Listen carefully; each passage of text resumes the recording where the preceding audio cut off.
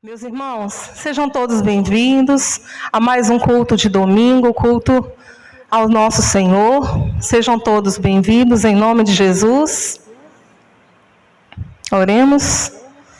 Querido Deus e Pai, ó maravilhoso Deus, em nome de Jesus, ó Deus, nós te agradecemos por estarmos mais uma vez aqui, Senhor, reunidos em Tua casa, para prestarmos cultos a Ti, Senhor, louvores, entregar as nossas vidas, as nossas orações a Ti, Senhor. Receba o nosso culto, Senhor, receba as nossas vidas que entregamos aqui em Teu altar. Ó Deus, muito obrigada pelas Tuas misericórdias, Senhor, que desde cedo nos acompanha, o Senhor as renovou em nossas vidas desde cedo. Obrigada por este dia, mais um dia que o Senhor nos deu, pela saúde que o Senhor nos dá, pela vida dos nossos familiares. Obrigada, Senhor, pela Tua amada igreja, por todos os servos que estão aqui, Senhor, por todos que não puderam vir, não conseguiram vir, Senhor. Abençoa-os, ó Deus, restaura a saúde dos irmãos que precisam ser restauradas, ó Deus. Restaura as famílias, ó Deus, que precisa ser restaurada. Ó Deus Todo-Poderoso, seja com a sua amada igreja, seja conosco, ó Pai. Receba-nos, eu te peço. Eu te agradeço, ó Pai, em nome de Jesus. Amém. Meus irmãos, vamos abrir as nossas Bíblias em Salmo 119, de 1 a 16. Versículos de 1 a 16. Bem-aventurados os irrepreensíveis no seu caminho, que andam na lei do Senhor.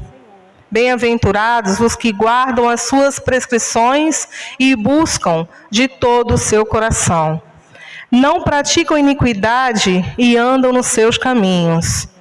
Tu ordenaste os teus mandamentos para que os cumprimos à risca. Tomara sejam firmes os meus passos, para que eu observe os teus preceitos. Então, não terei de que me envergonhar, quando considerar em todos os teus mandamentos. Requer-te-ei graças com integridade de coração, quando tiver aprendido os teus retos juízos. Cumprirei os teus decretos, não me desampares, jamais. De que maneira poderá o jovem guardar puro o seu caminho? Observando segundo a tua palavra. De todo o teu coração te busquei, não me deixes fugir aos teus mandamentos. Guardo no meu coração as tuas palavras, para não pecar contra ti. Bendito és tu, Senhor, ensina-me os teus preceitos. Com os lábios tenho narrado todos os juízos da tua boca, mas me regozijo com o caminho dos teus testemunhos do que com todas as riquezas. Meditarei nos teus preceitos e as tuas veredas terei respeito. Terei prazer nos teus decretos, não me esquecerei da tua palavra. Amém, meus irmãos? Meus irmãos, eu convido a amada igreja agora a me acompanhar no recitativo em Romanos 15, 4. Vamos lá, todos nós, toda a igreja? Pois tudo o que foi escrito no passado foi escrito para nos ensinar, de forma que por meio da perseverança e do bom ânimo procedentes das Escrituras, mantenhamos a nossa esperança. Amém? Amém, meus irmãos. Convido agora o pastor Lino, que vai nos trazer a palavra do Senhor hoje. Graças e paz, irmãos. Louvado seja o nome do nosso Deus. Sejam todos bem-vindos à casa do Senhor.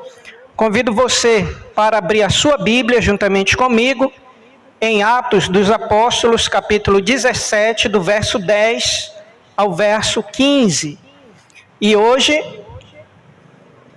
nós vamos estudar sobre a igreja em Bereia, na palavra do Senhor. Atos capítulo 17, do verso 10 ao verso 15. Amém? Diz assim Lucas, no seu segundo livro: E logo durante a noite, os irmãos enviaram Paulo e Silas para Bereia. Ali chegados, dirigiram-se à sinagoga dos judeus. Ora, estes de Bereia eram mais nobres que os de Tessalônica, pois receberam a palavra com toda a avidez, examinando as Escrituras todos os dias, para ver se as coisas que eram de fato assim. Com isso, muitos deles creram, mulheres gregas de alta posição e não poucos homens. Mas, logo que os judeus de Tessalônica souberam que a palavra de Deus era anunciada por Paulo, também em Bereia, foram lá excitar e perturbar o povo. Então, os irmãos promoveram sem detença a partida de Paulo para os lados do mar. Porém, Silas e Timóteo continuaram ali em Bereia. Os responsáveis por Paulo levaram-no até Atenas e regressaram trazendo ordem a Silas e a Timóteo para que o mais depressa possível fossem ter com ele. Amém. Pai Santo, nós te agradecemos por essa noite maravilhosa que o Senhor preparou para cada um de nós, com a tua misericórdia, Pai amado, sobre nossas vidas. Te agradecemos, Pai amado, pela tua igreja estar reunida nesta noite para glorificar e exaltar o teu santo nome. Queremos, Pai amado, nesta noite, com o intuito, Pai amado, de glorificar o teu nome e também aprender com a tua palavra, que é viva e eficaz. No nome de Jesus Cristo, teu Filho amado, peço que ilumine com o Espírito Santo a mente de cada um de nós, para que possamos compreender a tua palavra que é inspirada. Ela é proveitosa para corrigir, redarguir o homem no seu caminho. E cremos, Pai amado, que o Espírito Santo habita em cada um de nós, e ele nos ensina, nos guia, ilumina e nos revela a tua palavra sobre, Pai amado, a intenção do Senhor sobre a mesma. Graças te damos por estarmos reunidos neste momento. Que a graça do Senhor esteja sobre nossas vidas e a tua mão potente e poderosa sobre cada um de nós e sobre também os irmãos que nos acompanham através desse meio de comunicação. Graças te damos em nome de Jesus. Amém e amém.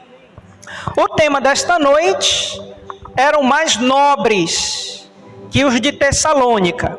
Esse tema, ele emerge do próprio texto que acabamos de ler. Irmãos, hoje eu quero pensar com vocês sobre missões. Estamos falando sobre a obra missionária do apóstolo Paulo, juntamente com os seus companheiros, cooperadores de ministério. Mas uma pergunta que nós, nesse momento, precisamos fazer como cristãos. O que essa obra missionária de Paulo tem a ver comigo e com você? O que tem a ver com a igreja? Então nós vamos ver nesse texto, e é claro, em todas as viagens missionárias, a importância que esse texto e suas lições têm para nós, que nos levam a praticar aquilo que a palavra de Deus também nos ensina. Amém? Mesmo porque hoje, em todas essas cidades que Paulo está pregando o evangelho, ele está implantando igrejas. E nós sabemos que igreja não é templo.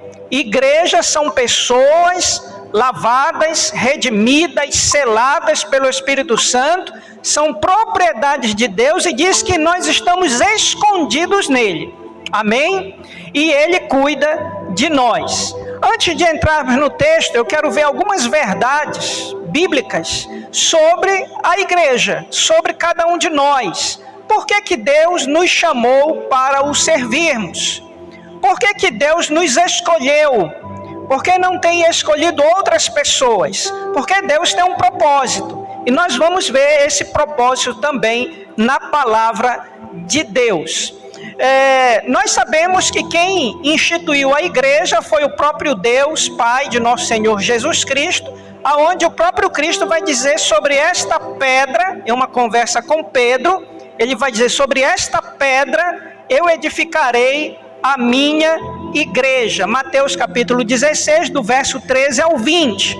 Então o próprio Cristo está dizendo, ele está afirmando para Pedro, está ensinando que sobre ele mesmo edificará a sua igreja. Ou seja, a igreja do Senhor Jesus Cristo, ela tem que estar alicerçada nos ensinamentos e fundamentos que Jesus Cristo ensinou. Os 4 pilares da igreja: Mateus, Marcos, Lucas e João. Esses são os 4 pilares da igreja, aonde vão falar esses 2 apóstolos, né? Lucas e Marcos, né? Marcos, cooperador na viagem missionária de Paulo, né? E Lucas é o que escreve o livro de Lucas e também o livro de Atos. Não foram apóstolos, mas escreveram. E então esses 4 evangelhos são os pilares da igreja. E desses 4 evangelhos nós vamos ver aí as missões de Paulo no livro de Atos, que vão gerar as cartas que ele vai escrever a essas igrejas que ele implantou. Depois vamos ver carta de Tiago, irmão uterino de Jesus, também de Judas, irmão uterino de Jesus, carta aos Hebreus, não conhecemos o autor, as cartas pastorais, uma delas a Tito, que Paulo escreve, também xerife, né? Ele era conhecido como xerife das viagens missionárias. Vamos ver as cartas de João, as cartas de Pedro e vamos ver o livro de Apocalipse. Então, tudo isso emerge dos 4 evangelhos escritos por 4 homens inspirados por Deus. E esses são os pilares da igreja, ela tem que estar fundamentada nisso. Lembra quando Jesus conta uma história dizendo que a casa edificada na areia e a casa edificada na rocha? Amém? Então a casa edificada na areia é uma casa edificada sobre princípios que não tem um alicerce seguro. Logo, logo ele desmorona. Mas quando construímos a nossa casa na rocha, que é Cristo Jesus, o crente se mantém firme e constante. Amém? Então, essa rocha é a palavra de Deus. E isso não emerge somente do Novo Testamento, mas em Salmos 90 vai dizer que 1000 cairão ao teu lado, 10.000 à tua direita, mas tu não serás atingido, porque estamos alicerçados na rocha, que é Cristo Jesus. Lembra de Moisés, quando Deus disse: toca na rocha para que dela saia água? Ele tocou 2 vezes, desobedeceu a Deus, estava muito chateado com o povo, e através daquele ato ele não entra na terra prometida. Quem era a rocha? Cristo Jesus. Quando Jesus tem um encontro com a mulher samaritana, ele diz que se ela beber desta água, ela jamais terá sede. Quem é essa? Ele é a rocha e dele sai a água da vida. Então, vamos ver que isso é um princípio imutável. Então, a igreja, ela está alicerçada na pessoa de Cristo Jesus. Jesus Cristo disse que a promessa do Pai seria derramada sobre a igreja, para que essa igreja fosse testemunhas das coisas que viram e que ouviram. Quem são essas pessoas? É a igreja de Atos capítulo 2, do verso 1 ao verso 3. Aonde Jesus, no capítulo 1, diz: olha, fiquem em Jerusalém, e o Pai derramará promessas sobre vossas vidas e todos serão cheios do Espírito Santo. E nós vamos ver que não foi só os apóstolos, mas toda a igreja, os 120 foram cheios do Espírito Santo. E ali, irmãos, tem um princípio tremendo. Por quê? Porque o Espírito Santo, os apóstolos não foram mais ungidos do que a igreja. Não receberam mais o Espírito Santo do que a igreja. Toda a igreja que estava ali, inclusive os apóstolos, receberam e foram cheios do Espírito Santo com a finalidade de serem uma testemunha.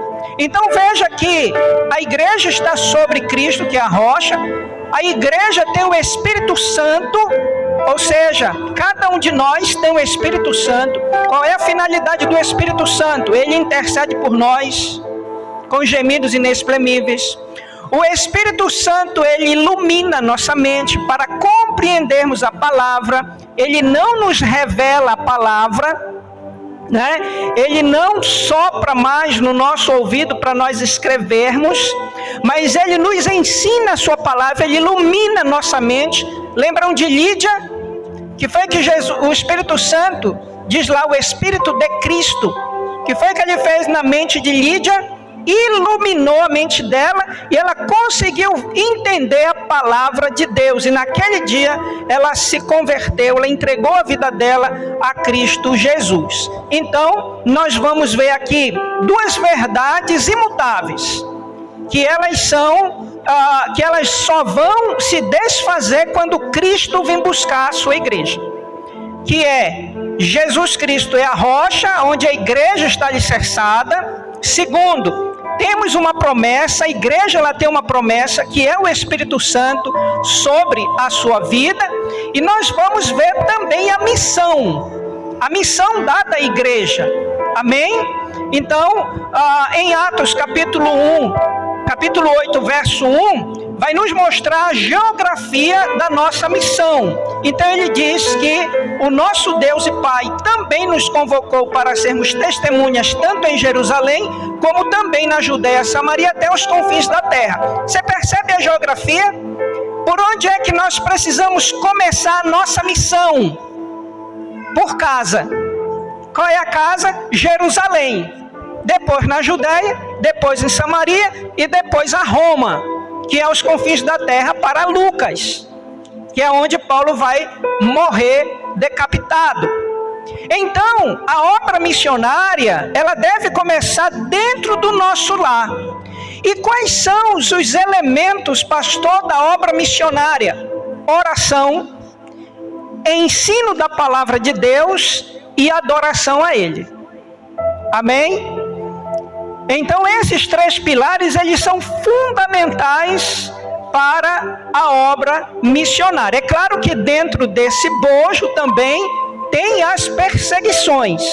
As perseguições, ela é como um trilho. Ela sempre vai andar paralelo à igreja que proclama, que ensina a palavra de Deus. Então, no mundo tereis aflições, e essas aflições vêm não só o mundo que nos oprime, mas também o diabo e aqueles que se opõem contra a palavra para que ela não seja pregada. Então, nós vamos ver aqui a geografia da missão da igreja.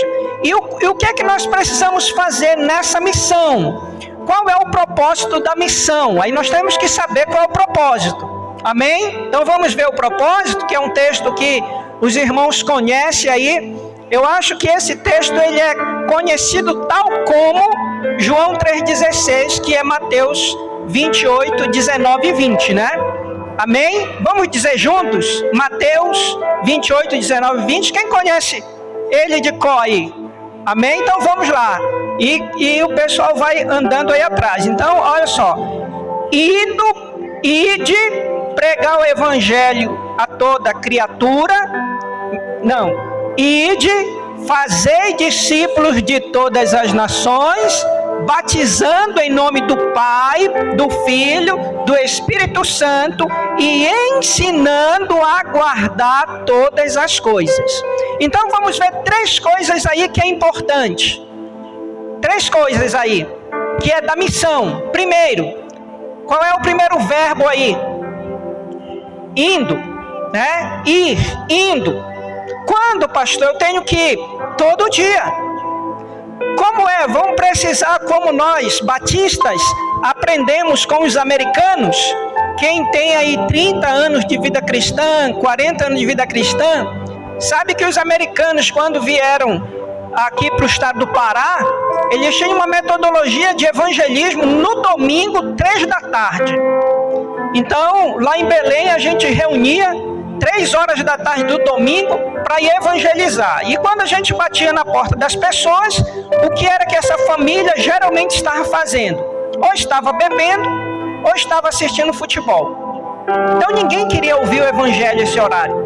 Mas lá nos Estados Unidos dava certo essa metodologia. Aqui no Brasil não dá, né? Então essa metodologia ela caiu no desuso. Por quê? Porque as igrejas perceberam que havia mais conflito, havia mais decepções do que o resultado daquela missão. Então mudaram a estratégia.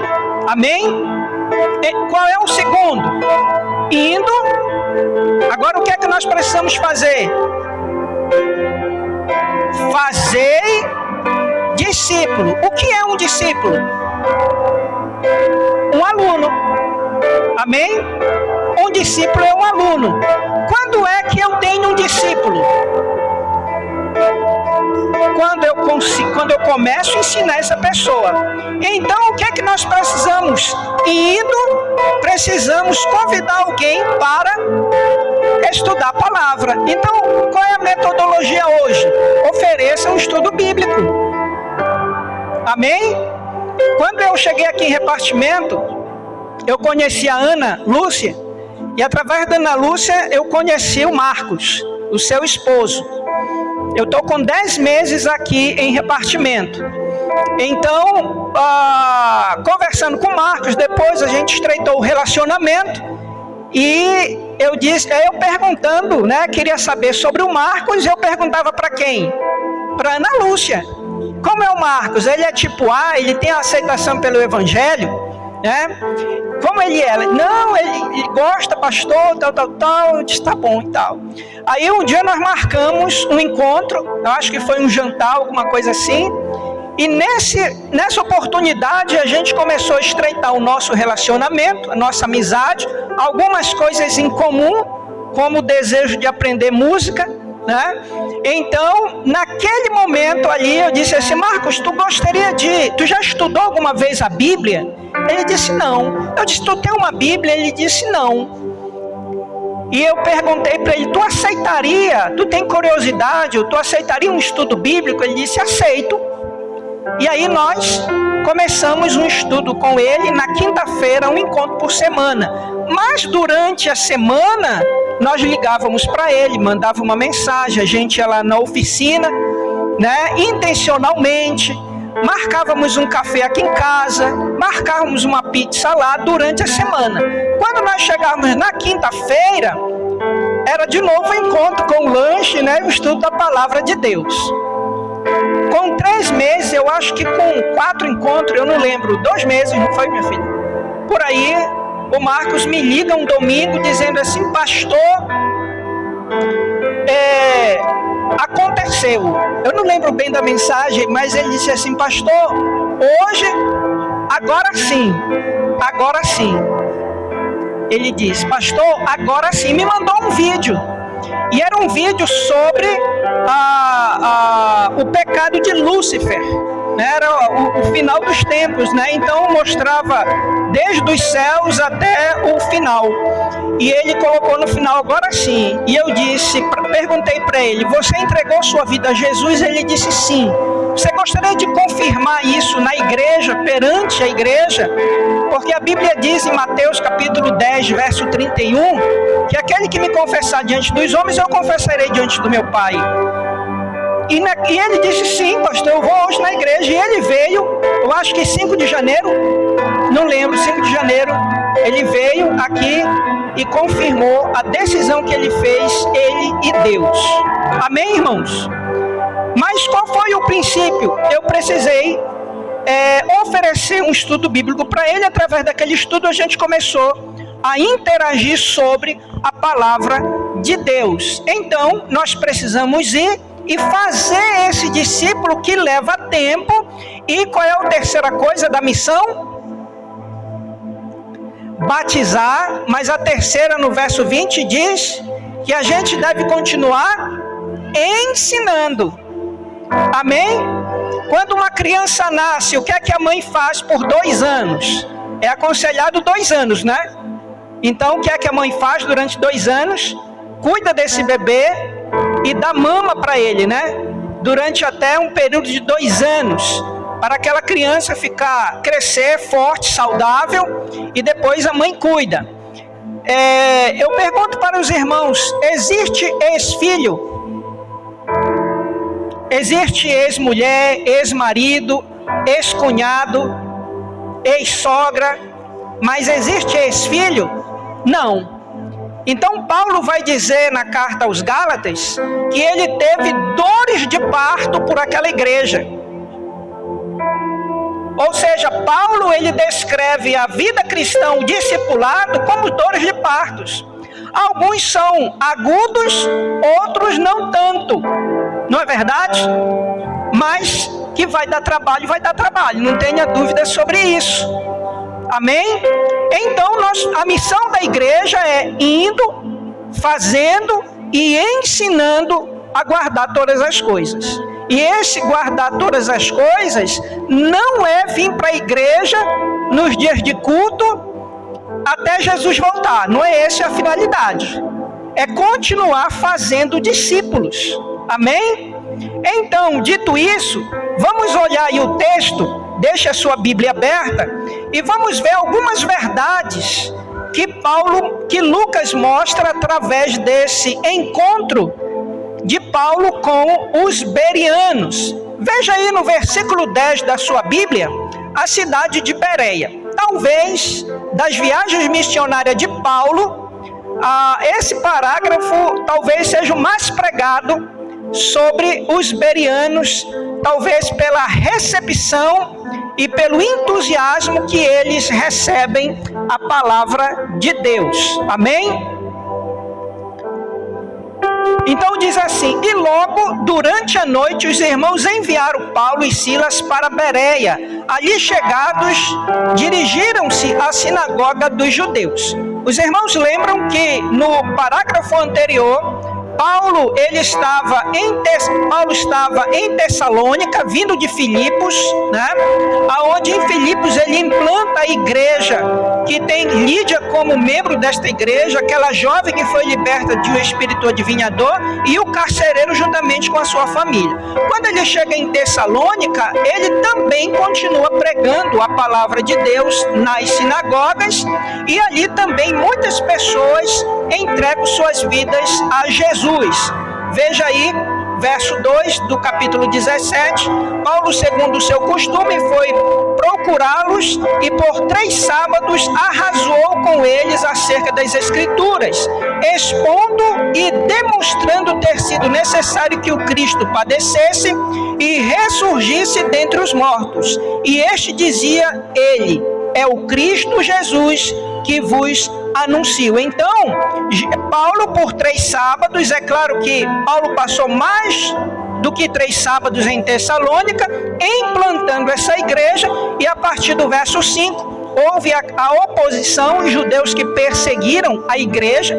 Nós vamos ver isso também a partir do verso 13 de capítulo 17 também em Bereia, mas por inveja esses perseguiram Paulo e ele precisou sair de Tessalônica para vir para Bereia. Então veja aí no versículo 10 algumas coisas bem interessantes. Primeiro, durante a noite. Por que foi preciso Paulo sair durante a noite, viajar durante a noite? Exatamente pelo cuidado que os irmãos tinham sobre a vida de Paulo para que os judeus não pegassem ele.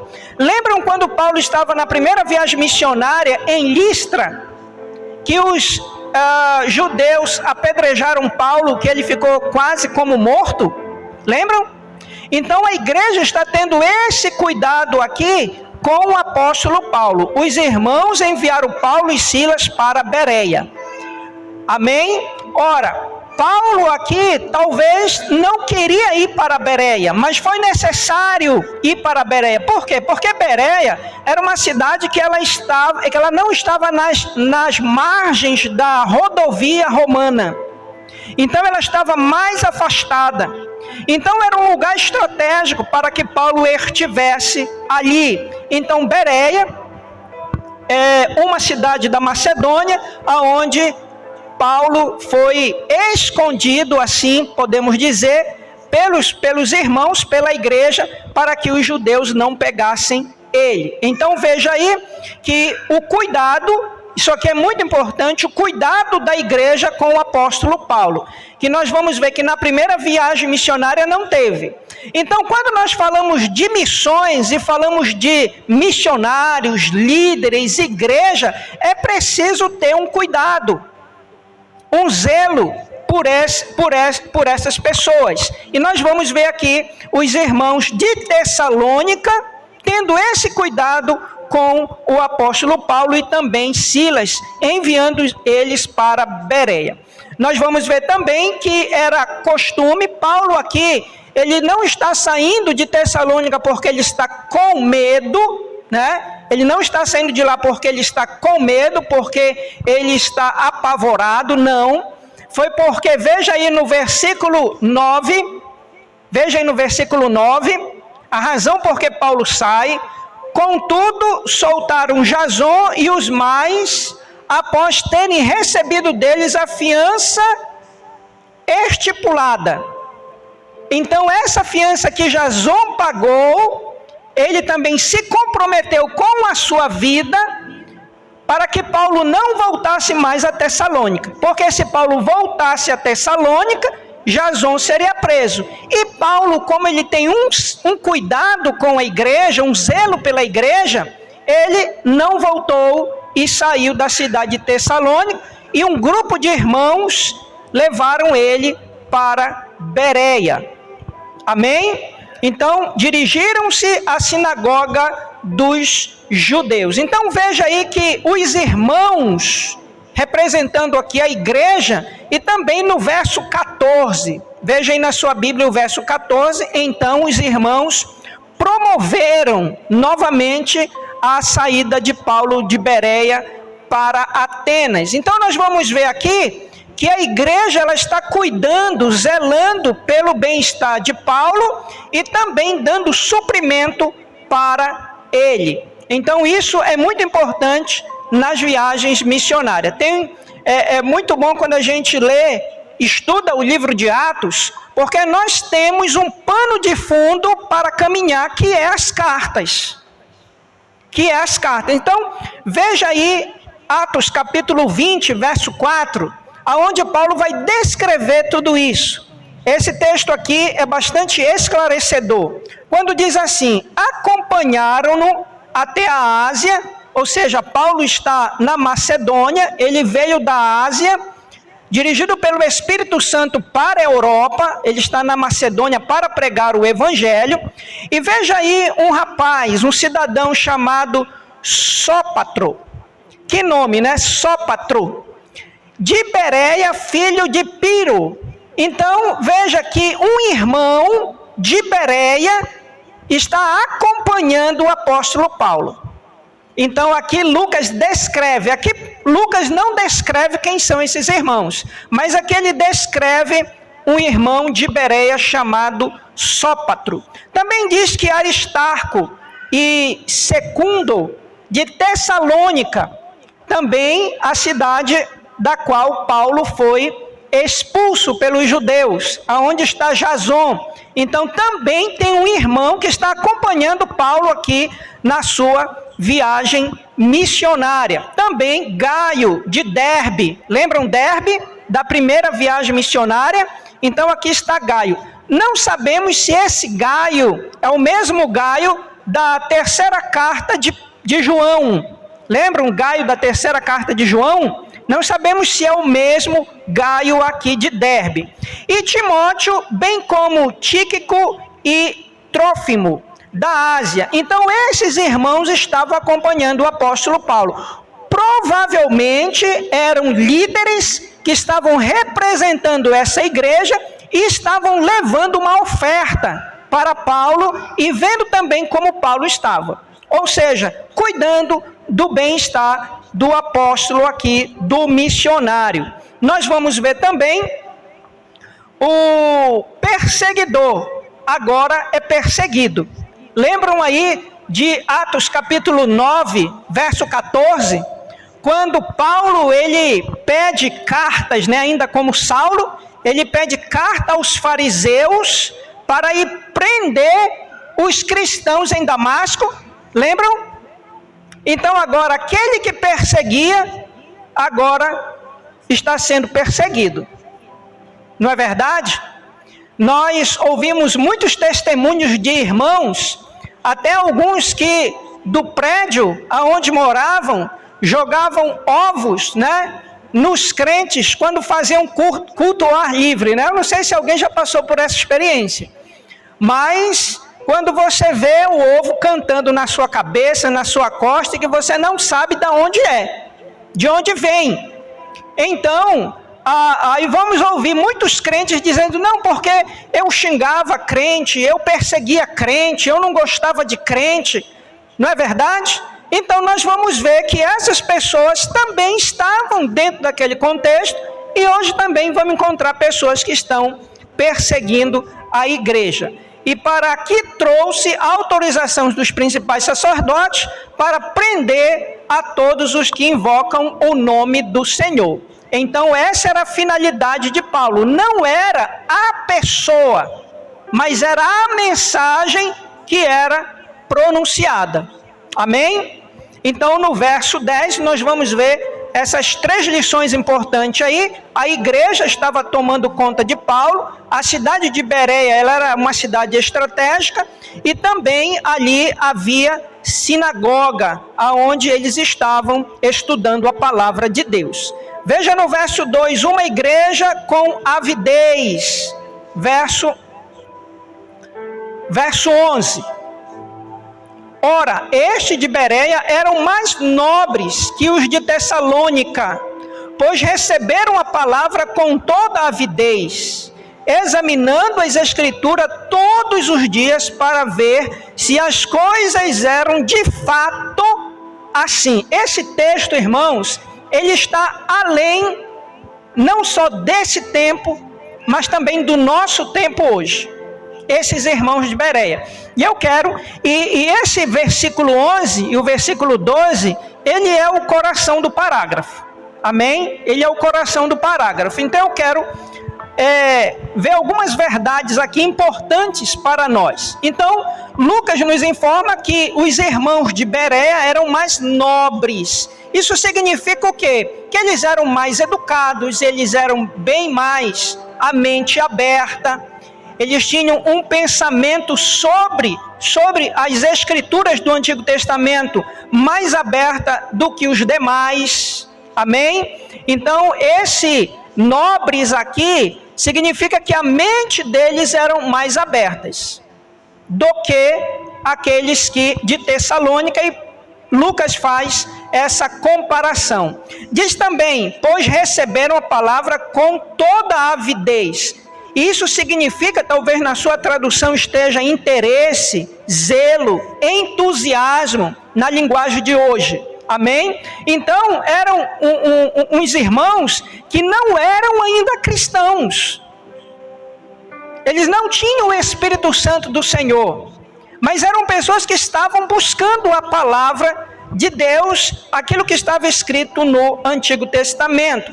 E a parte C desse versículo diz, examinando as Escrituras todos os dias, para ver se as coisas eram de fato assim. Amém? E eu quero destacar 3 verdades aqui desse texto. Primeira, que a igreja de Bereia era uma igreja que recebe a palavra com interesse de aprender. Quando você se arrumou hoje e pensou de vir à igreja, qual foi a intenção no seu coração, na sua mente, de vir à igreja? Amém? Então essa é a primeira reflexão, e ela choca os nossos corações cristãos. Porque os crentes de Bereia, veja que eles estão aonde? Na igreja. O versículo 10 diz que dirigiram-se à sinagoga dos judeus. E na sinagoga dos judeus se fazia 3 coisas. Primeiro, estudava-se a palavra de Deus. Lembram de Jesus? Quando ele ia na sinagoga, ele era convidado para ler as Escrituras, estudar as Escrituras. Também era um lugar de oração e era um lugar também de louvores. O Salmo 119, que a irmã Ana Cláudia leu aqui, tem 176 versículos, dividido em 22 estrofes. E todo salmo, ele vai falar sobre as Escrituras Sagradas. Todos os 176 versículos. É dividido em 22 estrofes, que cada estrofe é uma letra do alfabeto hebraico, e aonde tem 8 estrofes. E todas elas cada estrofe, todas elas se referem à palavra de Deus. Para você ver que no Antigo Testamento a palavra ela tinha uma importância muito grande na vida do judeu. E mesmo assim, os judeus quebravam os mandamentos do Senhor e eram punidos por isso. Louvado seja Deus, porque hoje a gente vive mediante a graça e não a lei. Porque se fosse sobre a lei, também éramos punidos. Mas, graças a Deus que todos os dias, Deus renova, Ele derrama sobre a minha vida e a sua vida uma porção da sua misericórdia. Amém? Então, todo dia Deus derrama misericórdia. Você sabe como vai ser o seu dia? Não. Você pode até ter uma agenda do dia, né? Eu vou viajar para cá, eu vou para cá, eu vou trabalhar, depois vou fazer isso. Mas você não sabe o que vai acontecer. Mas Deus sabe. Aí o que é que Deus faz? Ele derrama, talvez em dobro, em triplo, sobre a sua vida, porque Ele quer te dar livramento e salvação naquele dia.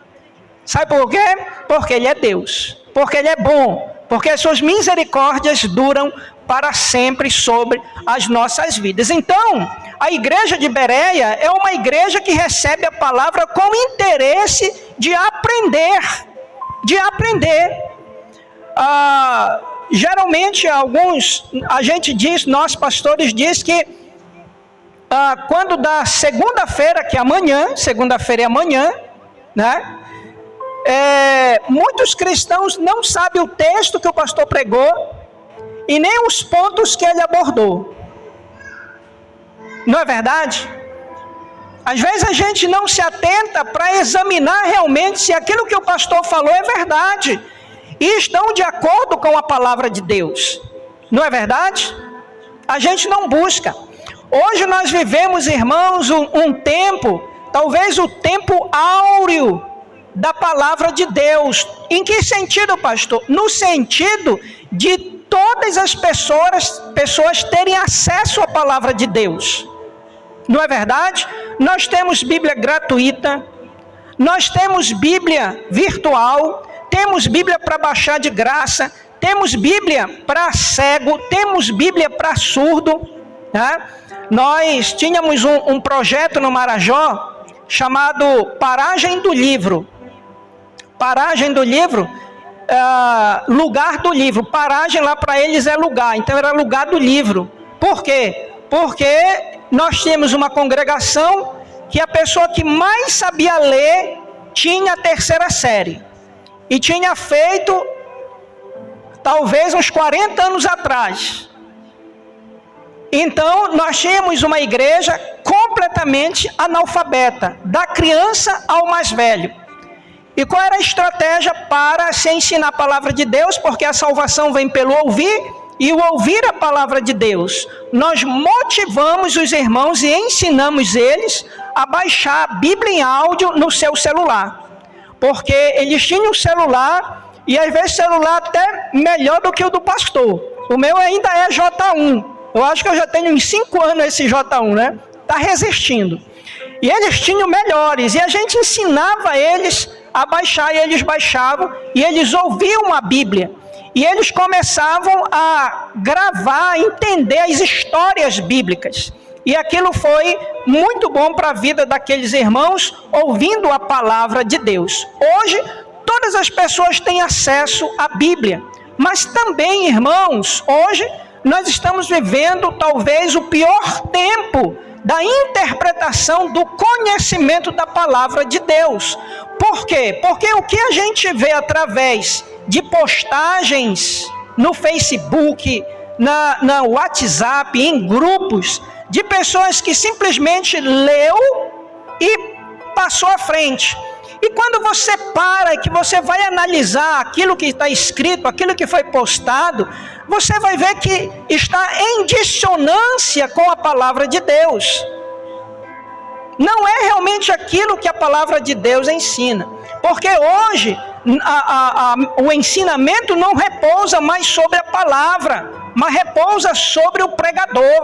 E se o pregador é aquele que, faz todo aquele festival no púlpito, lá no Marajó, na igreja, uma irmã, segundo ela, foi curada de câncer, e ela convidou um pastor pediu, ela disse: pastor, eu posso convidar uma pessoa para vir pregar? Eu disse: pode, para dar uma palavrinha. A igreja dele orou por mim. Eu disse: tudo bem. E lá não tinha ar-condicionado, era muito quente. A cidade de Breves, ela está a 6 horas da linha do Equador, que é o Amapá. Então é muito quente, uma cidade abafada. E aquele pastor, muito grande, ele era muito grande mesmo. E ele subiu no púlpito, falou uns 15 minutos e saiu de lá pingando.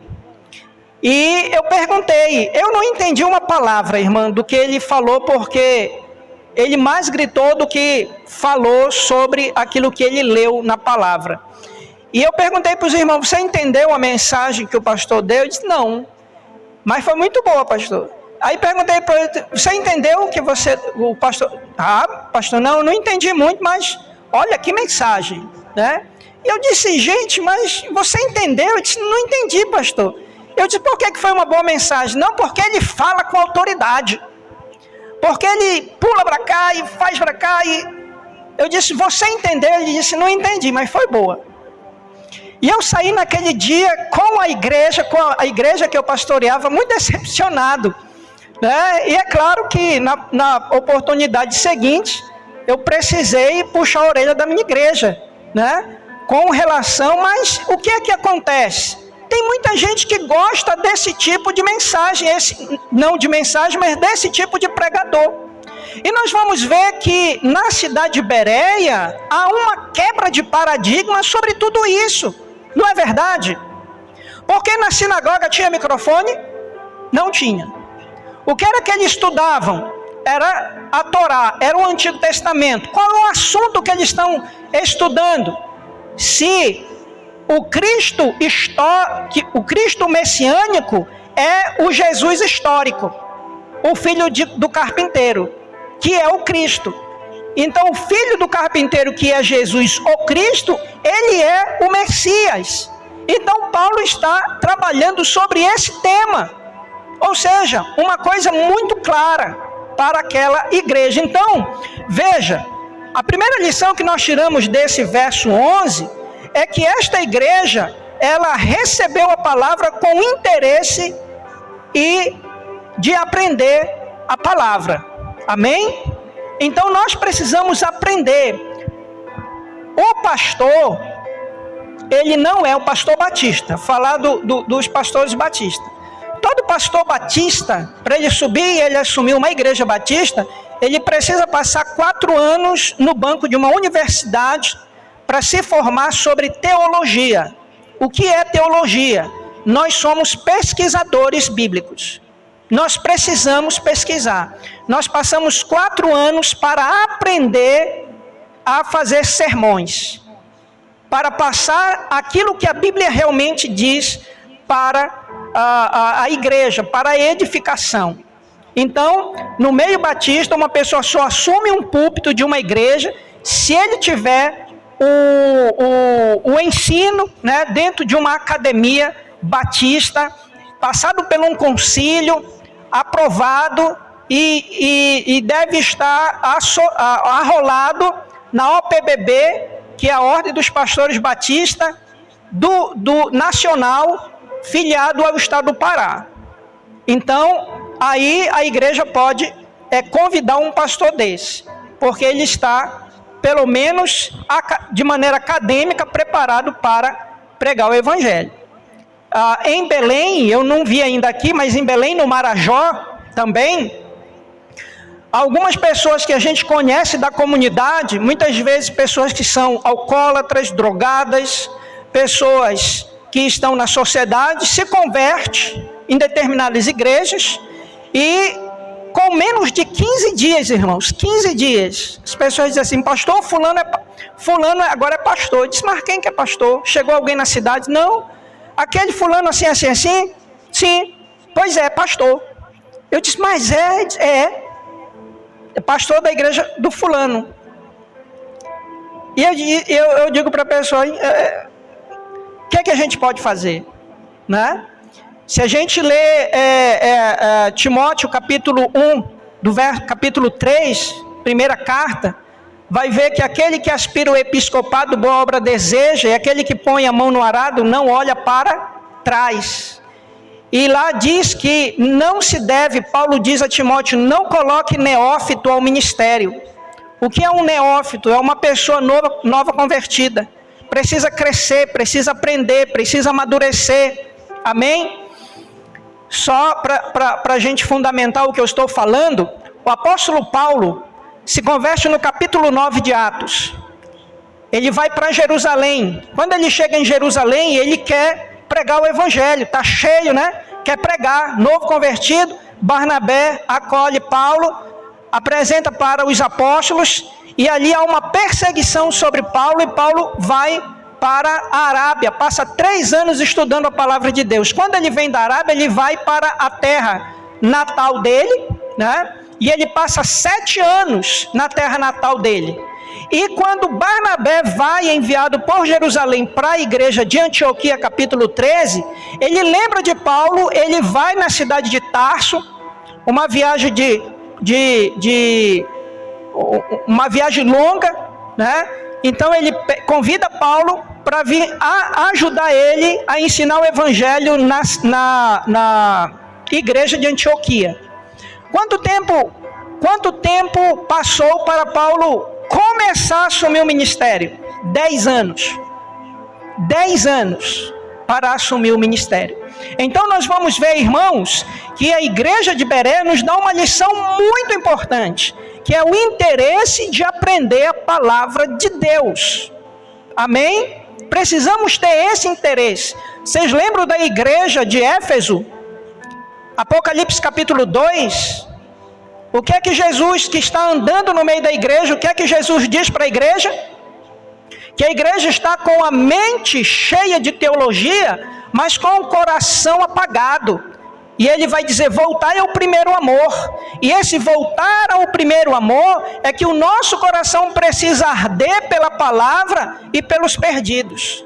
E parece que isso, irmão, já está acontecendo, né, nessa geração, né? Vocês lembram que há 15 anos atrás, a geração era geração de adorador, né? Todo mundo queria ser adorador. Lembram disso? Nesses 30 anos de vida cristã, eu já vivi muitas ondas, que a gente chama de ondas, né? E uma delas foi essa questão, né, do gospel no Brasil. E quando a gente convidava as pessoas para evangelizar, não, pastor, eu sou adorador, né? Eu sou adorador, né? Então, Deus me chamou para isso. Eu disse para ensinar o evangelho. Não, isso daí é com vocês. Não é comigo, não. Eu sou adorador, né? E o irmão que chega na igreja e pede para o irmão que toca na igreja, né? Rapaz, eu estou precisando de oração. Eu preciso que tu ore por mim. Aí o rapaz olha para ele e diz, não, meu ministério é música, oração. Tá vendo aquelas irmãs lá? Tá vendo lá na costa delas, lá escrito ministério de oração, vai lá com elas. O meu ministério é, né, adoração. Então isso, irmãos, são ondas que vêm sobre a igreja, e a igreja vai ficando meio que morna, né? Meio que estagnada no tempo e às vezes perdida, não sabendo qual é o seu norte, né? Então, a igreja de Bereia vai nos dar essa lição do interesse de aprender. Segunda lição que esse verso 11 nos dá. A igreja de Bereia é uma igreja que examina as escrituras sem demora. Veja aí no verso, na parte B do verso, pois receberam a palavra com toda avidez, com todo interesse, examinando as escrituras todos os dias. Ou seja, Paulo não ia só no sábado na sinagoga? Então, quando terminava, eles estavam examinando as escrituras para ver o que Paulo estava falando. Nós temos que voltar a esse hábito. Não podemos deixar isso só sobre a vida do pastor, mas nós temos que examinar, interagir. Amém, irmãos? E abençoar a vida através dos meios de comunicação. Eu já evangelizei, já discipulei pessoas através de WhatsApp, Facebook. É uma ferramenta muito importante para quem não está perto. Mas tem que ter o conhecimento da palavra de Deus. E eles nos dão mais essa lição, a questão do examinar todos os dias. Não é ler. O pastor e professor Moraes e o pastor Lucas diziam que a gente não pode ler a Bíblia como um trator, mas a gente tem que ler a Bíblia como alguém que se debruça sobre ela, como o ruminador, né? Como o boi, e ruminar a palavra. Palavra, quanto mais você se debruça sobre ela e mais você cava, mais preciosidade você vai ter dela. Então, examinar as escrituras vai nos poupar de heresia. Porque o que a gente vê hoje de heresia, o irmão Eduardo me compartilhou algumas, acho que tem uns 15 dias, né? E dói no ouvido da gente ver pastores de determinados segmentos religiosos, cristãos, que vai dizer que a salvação não é por meio da fé em Cristo Jesus, mas é o homem que produz a sua fé para chegar até a Cristo. Isso dói, irmãos, e tem muita gente que não examina, não tem interesse pela palavra e vai dizer isso mesmo. Quer ver uma coisa muito comum nos nossos tempos? Tem muitos líderes que dizem assim: olha, tua vida está assim porque tu não dizimou. Tá vendo, Davi? Tá assim tua vida porque tu não dizimou. Viu, irmão Laro? Então dizime que a sua vida vai voltar à prosperidade. Aonde é que está isso na Bíblia? O que é que Jesus diz quando está evangelizando a mulher samaritana? O que é que ele diz para ela? Se tu beber desta água, nunca mais tu terás sede. E ela diz: me dá logo essa água, eu quero logo, né? Então ele vai falar sobre o contexto social dela. Ela identifica ele como sendo um homem de Deus. E depois ela se torna uma missionária aos samaritanos. Jesus passa alguns dias ali na aldeia e muitos se convertem. Então a vida cristã, irmã, não repousa sobre o teu dízimo e oferta. O teu dízimo e oferta faz parte do teu culto. Quando Abacuque 3:10, trazei todos os dízimos da casa do tesouro. Abacuque 3:10, lá tem 4 temas. E Malaquias, obrigado Mateus, Malaquias. Lá tem 4 temas que está se tratando naquele livro, e os 4 temas é sobre culto. E Deus aborda o 4º tema, que é o dízimo. Trazei todos os dízimos da casa do tesouro, para que haja mantimento dela. E é o único texto bíblico que Deus faz uma promessa direta: abrirei as janelas e a porta dos céus. O que está sendo tratado ali?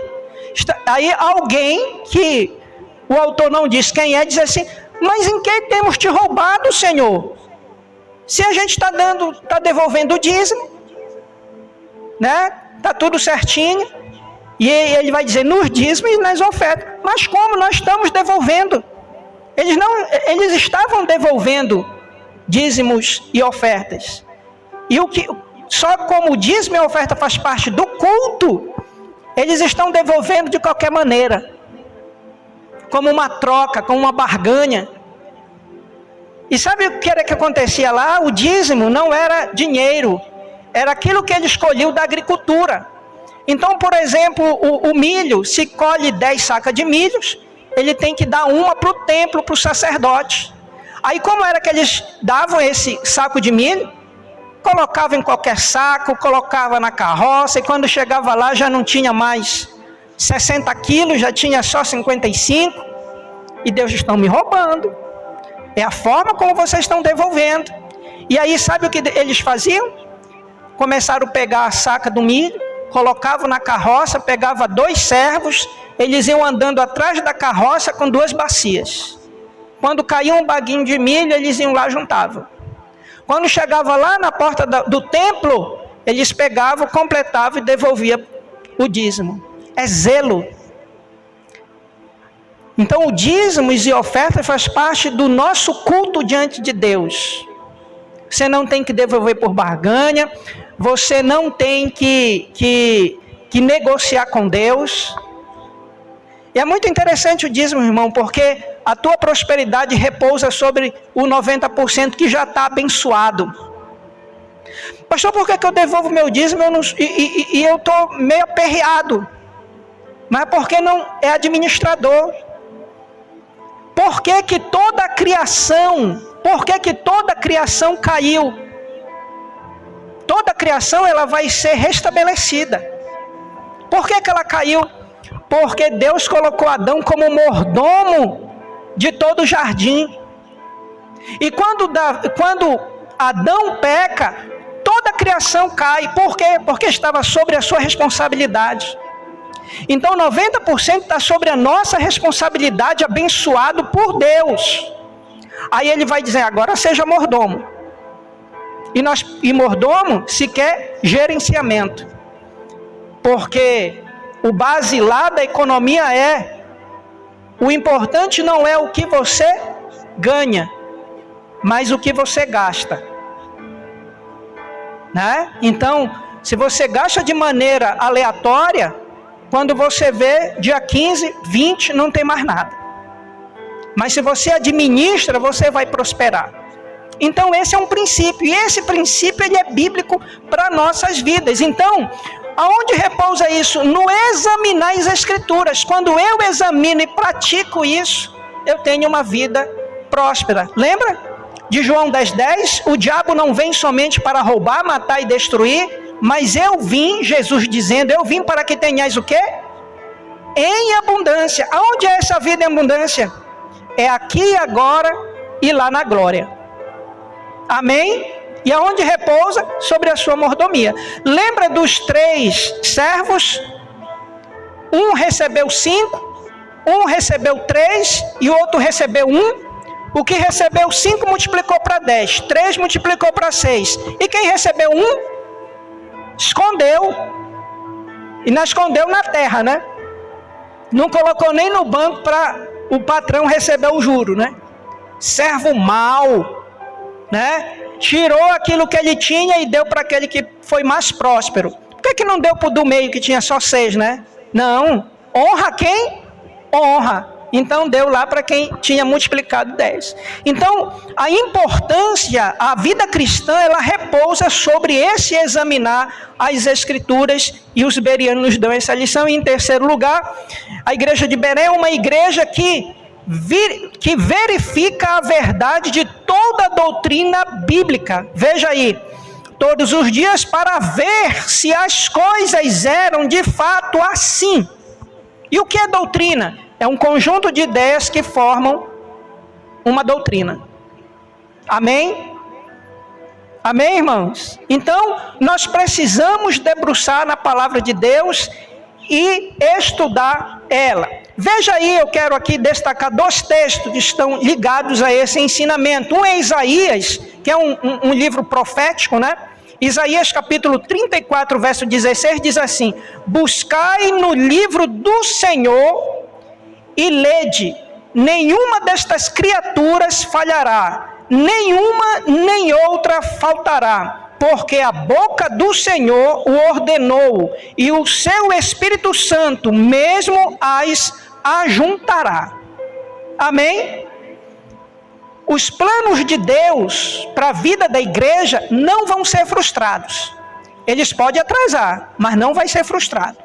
Amém? Porque o que ele disse vai ser cumprido. E João capítulo 5, verso 39 diz assim: examinai as Escrituras, porque julgais ter nelas a vida eterna, e são elas mesmas que testificam de mim. Então, se você quer saber o que Deus quer da sua vida, vá à Bíblia. Não procure A, B ou C para revelar a sua vida. Quem faz isso não é crente. Crente não foi chamado para fazer isso. Foi chamado para pregar o Evangelho, para ensinar o Evangelho. Amém? Amém, irmãos? Então, tem muitos cristãos que estão perdidos dentro de si mesmo, enquanto a palavra de Deus diz que é para a gente ter interesse, para a gente examinar e verificar a palavra de Deus. Finalizando, irmãos, o resultado do ensino da palavra de Deus. A palavra de Deus, ela vai, mas ela não volta vazia. Veja aí o versículo 12. Com isso, muitos deles creram, mulheres gregas de alta posição e não pouco homens. Amém?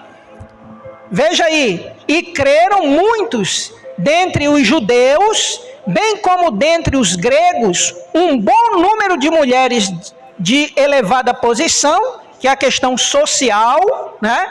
E não poucos homens. O que é que você vê de estranho nesse texto aí? O que é que tem de estranho nesse texto? E parece que Lucas, ele está invertendo as ordens, né? Quer ver uma coisa interessante? Você já se perguntou por que as igrejas têm mais mulheres do que homens? Eu não tenho dúvida que lá na glória vai ter mais mulheres salvas do que homens. Porque as nossas igrejas, 60% a 70% são mulheres. Não é verdade? São mulheres. E parece que a mulher, ela tem um coração mais sensível à palavra de Deus do que o homem. O homem é muito racional, a mulher é mais emoção, né? Não emoção no sentido de ser guiada pelas emoções, mas tem um coração mais sensível do que o homem com relação à palavra de Deus. Então, nesse sentido, quando a palavra ela foi pregada e ensinada na sinagoga, que era uma sinagoga de judeus e gentios, Lucas destaca que muitas mulheres, né? Ele não diz que são poucas, ele diz muitas mulheres receberam a Cristo como Senhor e Salvador, e eram mulheres da alta sociedade, e nós vamos ver novamente como em Tessalônica, o Evangelho chegando à classe social mais alta, quebrando aquele paradigma que diz que os ricos não herdarão o reino dos céus, e no reino de Deus não tem nenhum problema ser rico não, muito pelo contrário. A prosperidade que Deus te permite ter é exatamente para você ter um bem-estar seu e da sua família para abençoar outros, né? Então, o que é que ele está dizendo? Mulheres gregas de alta posição e não poucos homens, né? Então, ele coloca os homens aí em segundo lugar e coloca essas mulheres em primeiro lugar, e você vai ver que dentro de um contexto familiar, né? Quando os dois caminham juntamente, crentes em Cristo Jesus, as coisas caminham melhor. Não é verdade? Mas quando um é cristão, o outro não é cristão, o negócio vai meio difícil de caminhar. Então, nós vamos ver o resultado do Evangelho sendo pregado, muitas pessoas sendo convertidas a Cristo Jesus. Quando pregamos o Evangelho, duas coisas vão acontecer. Ou vai acontecer a rejeição pelo Evangelho, pela mensagem, ou vai acontecer como vai falar Paulo, né, a tua graça irresistível, né?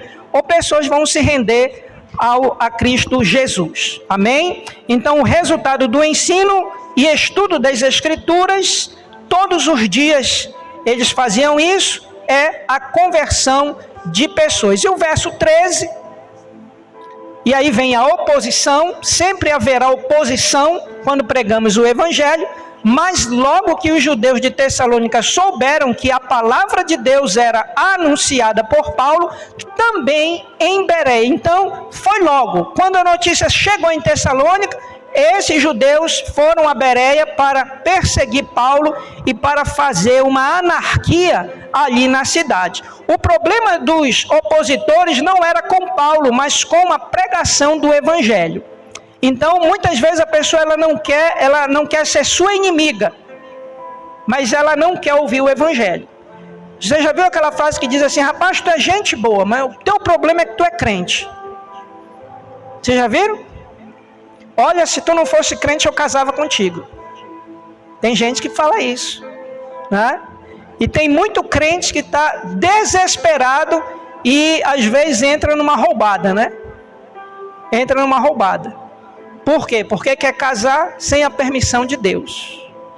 Amém? Então, veja aí que esses opositores aí perseguiram a igreja do nosso Senhor Jesus Cristo, assim como Paulo também. Mas logo que os judeus de Tessalônica souberam que a palavra de Deus era anunciada por Paulo também em Bereia, foram lá hesitar e perturbar o povo. Enquanto vivermos neste mundo, teremos opositores com relação ao evangelho.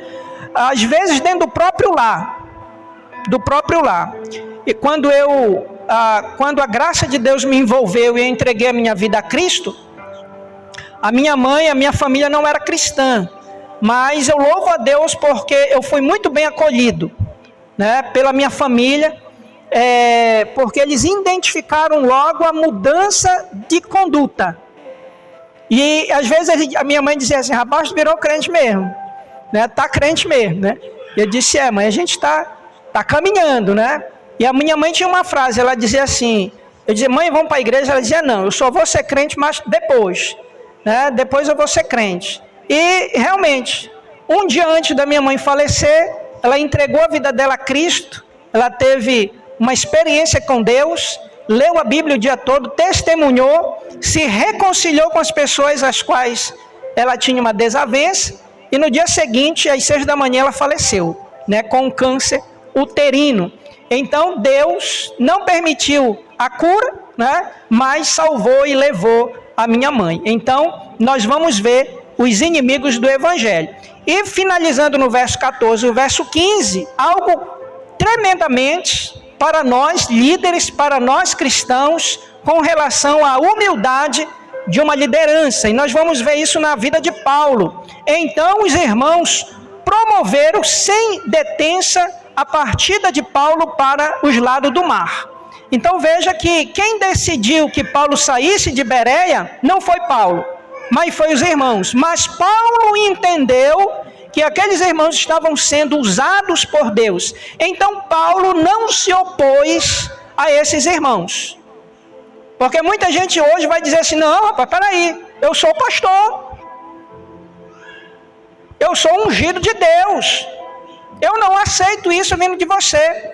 E às vezes o crente ele fica até meio constrangido de dar uma palavra para o pastor, ou aconselhar o pastor, e parece que o pastor é blindado e sabe de todas as coisas, e não é verdade. O pastor também ele precisa ser pastoreado pela igreja. Amém? Você já ouviu isso? Que o pastor ele precisa ser pastoreado também pela igreja. Os irmãos estão pastoreando Paulo, estão tendo cuidado com a saúde física de Paulo, e Paulo não se opôs. Então, esses irmãos, sem pensarem muito com relação ao planejamento, dizendo: não, Paulo, agora você precisa sair. Finalizando no verso 15, os responsáveis, que é esses irmãos por Paulo, levaram-no até Atenas e regressaram, trazendo ordem a Silas e a Timóteo para que o mais depressa possível fossem ter com ele. Então veja aí também algumas lições muito importantes com relação à liderança. Você lembra que Lucas ficou em Filipos, né? Então a caravana da primeira viagem missionária sai 4 missionários: Paulo, Lucas, Silas e Timóteo. Quando ele chega em Filipos, Lucas ele fica em Filipos cuidando da igreja. Quando eles chegam em Tessalônica e depois vêm para Bereia, E quando Paulo é levado para Atenas, fica em Bereia Silas e Timóteo. E Paulo vai sozinho para Atenas. E quando Paulo chega em Atenas, novamente, como era de seu costume, ele vai pregar o evangelho ali. E veja quais são as recomendações de Paulo. Paulo tinha um coração voltado mesmo para o bem-estar, o cuidado, né, dos cristãos. Veja aí, quero ler a carta, né? Carta que Paulo escreve para os Tessalônicos, no capítulo 3, verso 1 e 2, quando ele diz: pelo que não podemos suportar mais o cuidado por vós, pareceu-nos. Então veja que a decisão não é só de Paulo, mas a decisão é dele e também dos irmãos. E o que é que eles decidem? Bem ficar sozinhos em Atenas, ou seja, eu vou ficar sozinho em Atenas por enquanto, e enviamos nosso irmão Timóteo. Timóteo aqui, irmãos, ele tem por volta aqui de 20 a 22 anos. Era o mais novinho. Quando você vê os escritos, você vai ver Silas e Timóteo. Por quê? Porque Silas era responsável por Timóteo. E Paulo vai dizer aos irmãos: e enviamos nosso irmão Timóteo, ministro de Deus no Evangelho de Cristo, para, em benefício da vossa fé, confirmar-vos e exortar-vos. Amém? Então Paulo sabe quem é Timóteo. E ele está enviando exatamente porque ele sabe que Timóteo tem condições plenas de ensinar as igrejas que estão na Ásia, juntamente com na cidade de Tessalônica e Filipos. E depois, lá na frente, eles vão encontrar Paulo em Corinto. Amém, irmãos? Então, a igreja de Bereia, os irmãos de Bereia, o cuidado, a missão, nos traz essas lições, principalmente com relação à palavra de Deus. Nós já estamos no segundo semestre. Eu pergunto para os irmãos: você já conseguiu ler o seu Novo Testamento no primeiro semestre? Se nós lermos, pastor, como é que eu leio o Novo Testamento? Você pode ler o Novo Testamento em 30 dias. Como, pastor, em 30 dias? Você lê 9 capítulos por dia. Em 30 dias você fecha os 29 livros, os 27 livros do Novo Testamento. Amém? Leia 9 capítulos por dia e com 30 dias você fecha o Novo Testamento. Pastor, mas eu quero ler toda a Bíblia. Leia 4 capítulos por dia e em um ano você fecha toda a Bíblia. Né? Então, ler a Bíblia é importante. Se debruçar na Bíblia, mais ainda. Ou seja, examinar. Eu prego expositivamente. O que é a mensagem expositiva? Tem 3 tipos de mensagem. Mensagem temática, onde a gente escolhe um tema de fora para dentro. Tem muito pregador que diz: olha, eu já tenho o tema, só falta o texto. Né? Apareceu um tema na minha mente e eu estou procurando o texto na Bíblia, temático. Só que esquece que o tema sai do próprio texto. Ou seja, João 3,16, eu tiro o tema e tiro também os pontos de João 3,16. É temático. E também textual. Eu pego um texto, como João 3,16, tiro o tema e prego sobre ele. O expositivo, você prega o livro por parágrafos. Ou seja, você, de alguma forma, você vai ter que se debruçar, vai ter que cavar, vai ter que encontrar aquilo que a Bíblia está dizendo e você vai apresentar para a igreja. Amém, irmãos? Então, a pregação expositiva é aquela que vai ensinar os irmãos melhor ainda. Amém? Então, convido você a ficar em pé e nós vamos orar. E logo após essa oração, o irmão Mateus vai colocar uma canção e você pode trazer os seus dízimos e oferta aqui à frente. Pai, no nome de Jesus, nós te agradecemos pela tua palavra lida e pelo testemunho, Pai amado, que os irmãos de Bereia nos traz nesse texto. E que possamos, Pai amado, aprender com eles, que o nosso coração venha arder pela tua palavra e que cada um de nós, Pai amado, venha meditar, debruçar, examinar, e que o Espírito Santo venha colocar chama no nosso coração, para que nós possamos ter interesse pela tua palavra, porque ela é que vai nos julgar naquele dia. E nos traz também salvação. Pai, no nome de Jesus, abençoe a tua igreja aqui presente.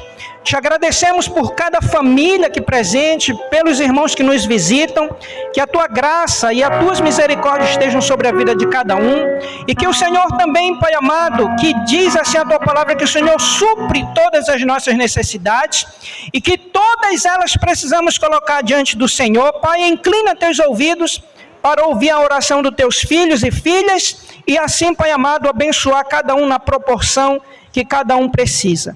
Pai, no nome de Jesus, também leva-nos em paz em nossos lares e nos dá uma noite em Tua presença. Graças te damos em nome de Cristo. Amém e amém. Amém, irmãos? Você pode vir à frente, trazer seu dízimo e oferta. Após essa canção, o culto está encerrado. Que Deus abençoe os irmãos. Somente nós temos chuvas, rogamos a Deus. Chuvas de bênçãos teremos, manda-nos já, ó Senhor.